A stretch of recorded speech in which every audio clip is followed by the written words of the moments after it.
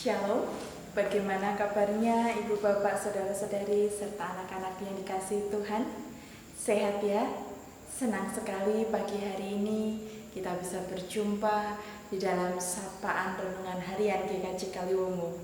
Tetapi renungan kali ini berbeda dari renungan-renungan biasanya karena kita berjumpa dalam suasana pengucapan syukur 4 tahun sudah Tuhan Yesus menyertai perjalanan kehidupan bergereja kita.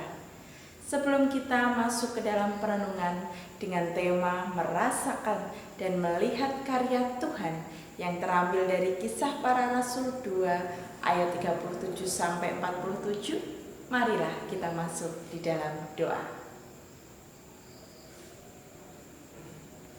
Segala hormat, puji dan syukur Tuhan kami naikkan kehadirat Tuhan yang Maha Kuasa, Maha Hidup, dan Maha segalanya di dalam kehidupan kami. Karena perkenan Tuhan, maka usia kami, Jemaat Tuhan GKJ Kaliwungu, boleh bertambah 1 tahun lagi. Bahkan Bapa, kami mengimani tahun-tahun yang telah berlalu, tahun-tahun yang sedang datang, dan tahun-tahun yang akan kami lewati, tetap ada penyertaan Tuhan di dalamnya. Terlebih lagi Tuhan, di dalam memperingati hari ulang tahun kami yang ke-4 tahun ini, kami secara keseluruhan mengalami berbagai macam pencobaan dalam kehidupan pribadi, lepas pribadi maupun bergereja. Kiranya kami percaya bahwa Tuhan tidak meninggalkan kami, dan itu Tuhan wujud nyatakan melalui hadirnya kebenaran firman Tuhan di tengah-tengah kami dalam perenungan singkat kali ini.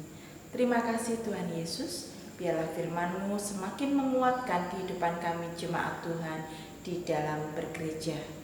Dalam nama Tuhan kami Yesus Kristus kami berdoa. Amin. Ibu bapak, saudara-saudari, serta anak-anak yang dikasihi Tuhan, memasuki perenungan kita pada pagi hari ini, saya ingin sedikit bercerita bahwa beberapa waktu yang lalu saya kembali bertemu dengan salah seorang teman kecil saya, di mana pada waktu kecil kami bersama-sama memiliki cita-cita untuk bisa melayani jemaat Tuhan dimanapun kami dipanggil nantinya. Dan benar, ketika kami kembali berkomunikasi, dia bertanya kepada saya berada di mana, saya berpelayanan di mana. Saya menjawab ada di GKJ Kaliwungu. Kemudian kembali saya mempertanyakan hal yang sama kepada teman saya tersebut. Dan sungguh aneh, teman saya mengatakan bahwa dia saat ini bergereja di GKJJ, berpelayanan di GKJJ. Saya sempat kaget karena ada nama gereja tersebut. Kemudian saya bertanya, apa itu GKJJ? Dan ternyata GKJJ kepanjangan atau akronim dari Gereja Kristen Jalan-Jalan. Saya bertanya kepada teman saya mengapa dia mengatakan hal tersebut, karena saya yakin tidak ada gereja yang bernama GKJJ ya. Tapi kemudian teman saya berkata, benar seperti katamu, GKJJ adalah ciptaan saya sendiri. Setiap tahunnya saya berpindah dari satu gereja tertentu ke gereja yang lain. Dan semua itu teman saya lakukan karena dia ingin merasakan dan melihat karya Tuhan di setiap gereja yang dia tuju. Dia beranggapan gereja tertentu tidak ada atau bahkan kurang bisa melihat dan merasakan karya Tuhan di dalamnya. Jemaat GKJ Kaliwungu yang dikasihi Tuhan, berbicara mengenai merasakan dan melihat karya Tuhan, marilah kita berupaya mengingat kembali bagaimana pola hidup, gaya hidup, cara hidup jemaat mula-mula sebagaimana yang dikisahkan di dalam Kisah Para Rasul pasal kedua, terutama ayat 37 sampai 47. Kisah Para Rasul pasal yang kedua menceritakan bahwa setelah Tuhan Yesus naik ke surga, Roh Kudus dicurahkan bagi setiap orang yang percaya kepadanya. Tidak hanya Roh Kudus yang dicurahkan kepada setiap orang percaya, tetapi pemberitaan firman Tuhan juga diberikan, diwartakan melalui perantaraan Petrus pada waktu itu. Dan banyak orang yang mendengar pemberitaan firman saat itu meresponnya dengan berbagai macam respon. Tetapi firman Tuhan di dalam pasal kedua ini sungguh luar biasa, terutama di dalam ayat yang ke-37. Ternyata ketika mereka mendengar hal itu, hati mereka sangat terharu. Setelah mereka mendengar pemberitaan firman Tuhan, hati mereka terharu. Di dalam bahasa Yunaninya, kata terharu menggunakan kata eipon, yang juga berarti menyesal, sedih, ungkapan kesedihan yang berkelanjutan dan berlangsung terus-menerus. Kira-kira mengapa orang-orang yang mendengar pemberitaan firman Tuhan ini kemudian merasakan penyesalan dan kesedihan yang berlangsung terus-menerus di dalam hidup mereka? Kalau kita lihat ayat selanjutnya, lalu mereka bertanya kepada Petrus dan rasul-rasul yang lain, apakah yang harus kami perbuat, saudara-saudara? Ternyata dari ayat ini kita bisa mengetahui orang-orang yang mendengar pemberitaan firman Tuhan saat itu, mereka menyesal karena mereka sadar bahwa selama ini mereka telah hidup salah. Mereka telah hidup di dalam dosa yang membuat Tuhan Yesus harus menebus dengan kematiannya di kayu salib. Dan segera setelah mereka mendengar pemberitaan firman, terjadi penyesalan yang begitu mendalam. Sungguh luar biasa. Berapa banyak di antara kita yang ketika mendengar pemberitaan firman Tuhan, kemudian meresponnya dengan penyesalan yang begitu mendalam.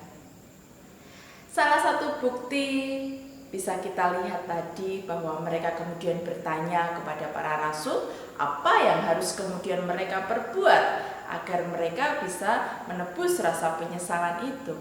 Para rasul menjawab bahwa bertobatlah dan hendaklah kamu masing-masing memberi dirimu dibaptis. Berilah dirimu diselamatkan dari angkatan yang jahat ini. Jawaban yang diberikan Petrus dan juga para rasul yang lain merupakan pemikiran daripada Kristus. Dengan kata lain, Petrus dan para rasul ingin mengatakan kepada orang-orang banyak yang merespon pemberitaan firman saat itu agar mereka bertobatlah dan jangan berbuat dosa lagi. Inilah yang menjadi pemikiran Kristus, juga termasuk berlaku bagi kita yang hidup saat ini. Bertobatlah dan jangan berbuat dosa lagi. Setelah menerima karunia Roh Kudus, pemberitaan firman, serta nasihat dari para rasul, respon jemaat yang ada saat itu sekali lagi sungguh luar biasa, fantastis. Segera saja, tidak menunggu waktu lama, mereka langsung di dalam ayat selanjutnya, orang-orang yang menerima perkataannya itu memberi diri dibaptis, yang artinya mereka mau merespon panggilan keselamatan dari Allah untuk bertobat, memperbaiki hubungan relasi mereka dengan Tuhan dan tidak akan berbuat dosa lagi. Yang kedua, setelah mereka merespon panggilan keselamatan yang dari Allah, yaitu dengan pertobatan mereka melalui pertanda baptis, mereka tidak hanya memperbaiki hubungan ke atas atau dengan Allah, tetapi juga memperbaiki hubungan ke samping, yaitu dengan sesama mereka. Ayat selanjutnya berfirman, dan semua orang yang telah menjadi percaya tetap bersatu, dan segala kepunyaan mereka adalah kepunyaan bersama, dan selalu ada dari mereka yang menjual harta miliknya, lalu membagi-bagikannya kepada semua orang sesuai dengan keperluan masing-masing. Mereka memecahkan roti di rumah masing-masing secara bergilir dan makan bersama-sama dengan gembira dan tulus hati. Ini sungguh luar biasa, Bapak Ibu, saudara-saudari serta anak-anak yang dikasihi Tuhan. Karena kondisi yang terjadi pada saat itu, mereka masih hidup di bawah penjajahan bangsa lain. Sehingga kondisi sebagai bangsa yang terjajah menciptakan mereka menjadi pribadi-pribadi yang egois, pribadi-pribadi yang hanya memikirkan bagaimana agar diri mereka sendiri serta keluarga mereka bisa makan hari itu. Tetapi firman Tuhan mencatat, setelah mereka menerima Roh Kudus serta menerima pemberitaan firman Tuhan melalui perantaraan para rasul, tidak hanya hubungan mereka dengan Tuhan yang diperbaiki, tetapi mindset, pola pikir mereka dari sikap hidup yang tadinya egois, memikirkan diri sendiri, sekarang kemudian berbalik 180 derajat. Mereka mulai berpikir tentang kehidupan sesama mereka. Sehingga dikatakan di dalam firman Tuhan yang selanjutnya bahwa mereka mulai disukai oleh semua orang. Tidak hanya satu atau dua orang yang menyukai mereka, tetapi semua orang. Ini sungguh luar biasa, karena kondisi orang percaya pada saat itu, mereka menjadi cemoohan, mereka menjadi olok-olokan oleh orang-orang yang tidak percaya. Tetapi firman Tuhan mengatakan ketika mereka memperbaiki hubungan mereka dengan Tuhan dan juga dengan sesama, mereka mulai disukai oleh semua orang. Karena apa? Karena mereka berbeda. Mereka saling menopang satu dengan yang lainnya. Mereka mau rukun satu dengan yang lainnya. Tidak lagi tercipta pengelompokan yang terdiri dari ego masing-masing. Mereka mau menguatkan, mengingatkan, dan juga saling mendukung di dalam pelayanan pemberitaan firman Tuhan. Sehingga firman Tuhan mengatakan tiap-tiap hari Tuhan menambah jumlah mereka dengan orang yang diselamatkan. Jemaat GKJ Kaliwungu yang dikasihi Tuhan, peristiwa luar biasa, karya Tuhan yang luar biasa seperti terjadi di dalam kehidupan jemaat mula-mula tadi bisa dialami, dimiliki, dirasakan, juga dilihat oleh setiap gereja Tuhan, termasuk gereja kita GKJ Kaliwungu. Jika kita setiap jemaat Tuhan mau kembali kepada relasi yang baik dengan Tuhan, kita mengalami pertobatan dengan Tuhan, menyesali dosa-dosa perbuatan kita di hadapan Tuhan, dan berjanji, bertekad untuk tidak berbuat dosa lagi. Selain itu, kita juga memperbaiki hubungan dengan sesama sebagai buah nyata dari pertobatan kita. Bukankah sebagai orang percaya Roh Kudus sudah kita terima? Dan bukankah pula pemberitaan firman Tuhan hampir setiap hari kita dengar? Oleh karenanya, marilah inilah saatnya biar setiap orang yang belum percaya bisa merasa senang dan juga bisa diselamatkan melalui perbuatan kita. Sehingga tidak perlu seperti yang dilakukan oleh teman saya tadi, mencari gereja ke sana sini untuk melihat karya Tuhan, karena karya Tuhan ada di sini saat ini di GKJ Kaliwungu. Tetapi itu bisa terjadi jika kita mau memperbaiki relasi ke atas dan juga ke samping. Glory haleluya. Biarlah kiranya disukai oleh semua orang dan ditambahkan jiwa-jiwa di GKJ Kaliwungu menjadi kado ulang tahun gereja kita yang keempat tahun ini. Tuhan Yesus memberkati. Amin. Shalom, salam sejahtera bagi kita semua. Puji Tuhan, kita panjatkan karena kasih-Nya yang begitu besar bagi kita, di mana pada tahun ini kita memasuki tahun keempat GKJ Kaliwungu. Tema saat ini yaitu melihat dan merasakan karya Tuhan. Hal ini mengajak kepada seluruh umat agar senantiasa melihat karya-karya Tuhan dan merasakan di dalam kehidupannya sehari-hari. Bahkan di tengah kondisi saat ini, adanya wabah pandemi COVID-19 tentunya mempengaruhi segala aspek kehidupan, dan salah satunya adalah keterbatasan kegiatan persekutuan. Jelas ada kerinduan di antara kita semua. Namun demikian, kita diharapkan untuk terus berdoa dan memohon kepada Tuhan agar kondisi dan situasi saat ini bisa segera berlalu. Tetap setia dan berpegang teguh kepada Tuhan, bahkan taat kepada Tuhan, karena Dialah sumber dari segala sumber kehidupan.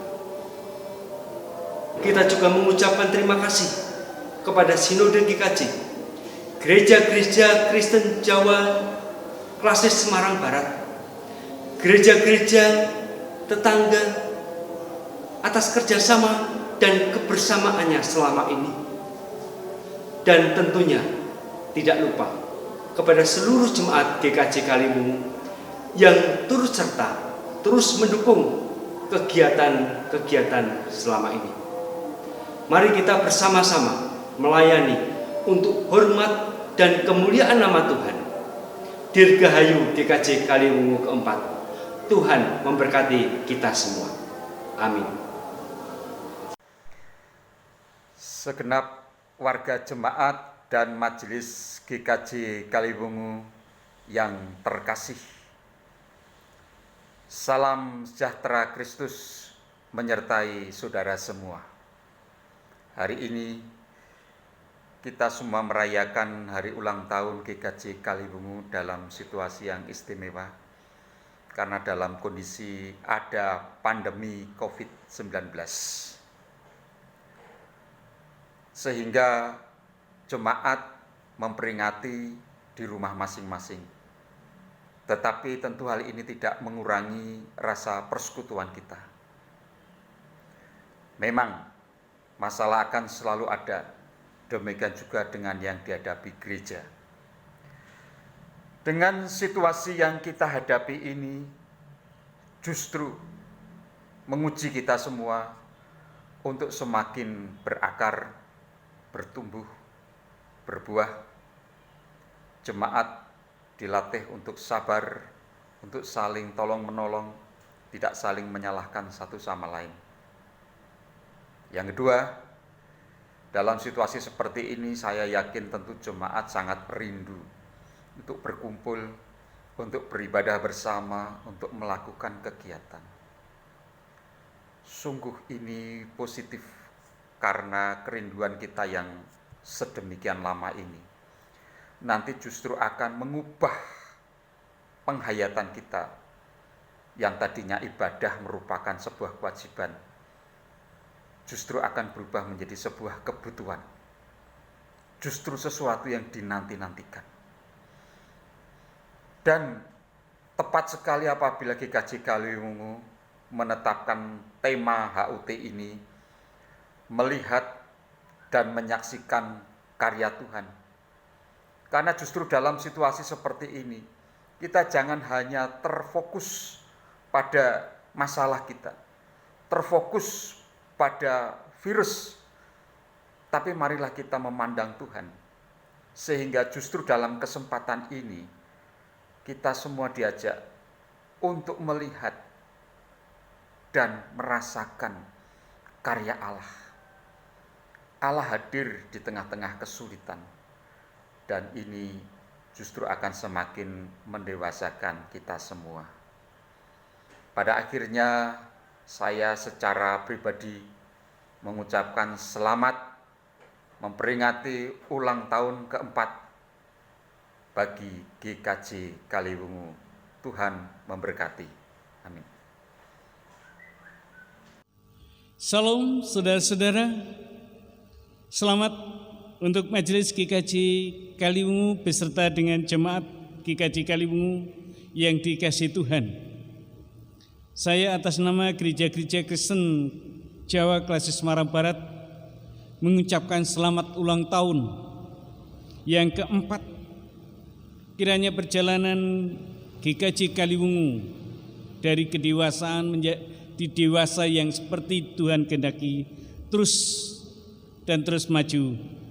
Buat majelis dan jemaat yang dikasihi Tuhan, dengan bertambahnya umur GKJ Kaliwungu, bertambah juga tanggung jawab saudara dalam pelayanan.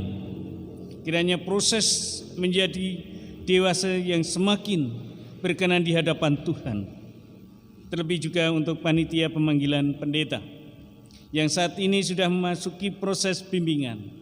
Kiranya diberi kelancaran sampai pada pentapisannya nanti.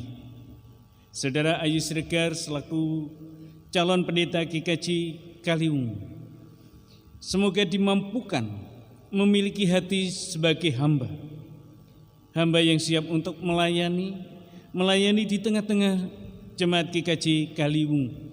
Demikian juga melayani di sekitar masyarakat, demikian juga gereja-gereja seklasis Semarang Barat. Akhirnya saya ucapkan selamat ulang tahun. Semoga kehidupan gereja Kaliwungu semakin dirasakan. Selamat ulang tahun, Tuhan memberkati. Saya Pendeta Sundoyo, Sekretaris Badan Pelaksana Sinode GKJ ke-28, mengucapkan selamat ulang tahun yang keempat bagi GKJ Kaliwungu. Biarlah kemurahan dan berkat Tuhan senantiasa menyertai seluruh jemaat, dan juga di dalam proses untuk pemanggilan pendeta didoakan dan terus senantiasa merasakan kemurahan dan berkat Tuhan. Hamba Tuhan yang melayani jemaat adalah milik Tuhan, maka terus senantiasa memohon kepada Tuhan untuk mengirim hambanya yang terbaik bagi GKJ Kaliwungu. Tuhan senantiasa memberkati. Amin. Selamat ulang tahun pendewasaan GKJ Kaliwungu. Kiranya senantiasa dapat merasakan, dapat merayakan kasih karunia Tuhan, karya Tuhan dalam kehidupan jemaat dan seluruh majelis GKJ Kaliwungu. Tuhan Yesus memberkati. Shalom, menjadi bagian dari jemaat GKJ Kaliwungu adalah kebahagiaan bagi kami. Kami bisa melihat dan merasakan karya Tuhan di sini. Oleh karena itu, kami mengucapkan selamat ulang tahun GKJ Kaliwungu yang keempat.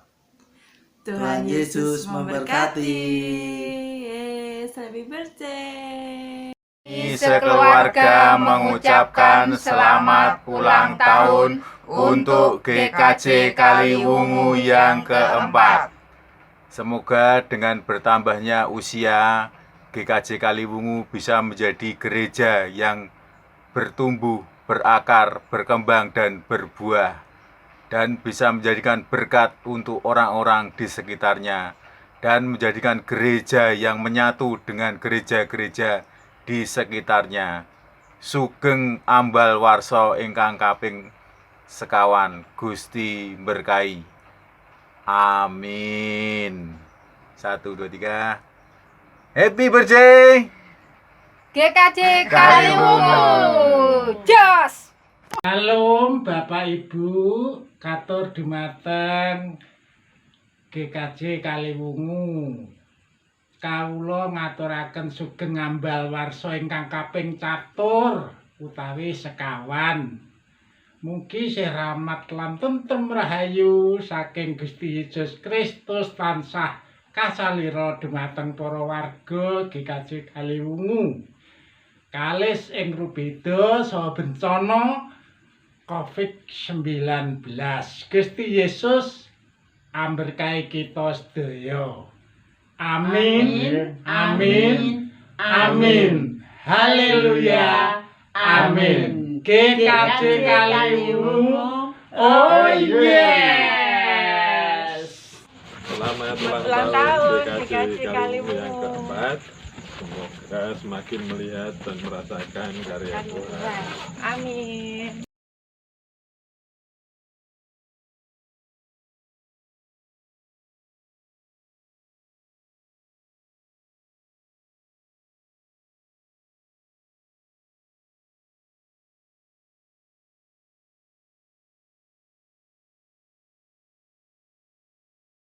Kami segenap relawan multimedia GKJ Kaliwungu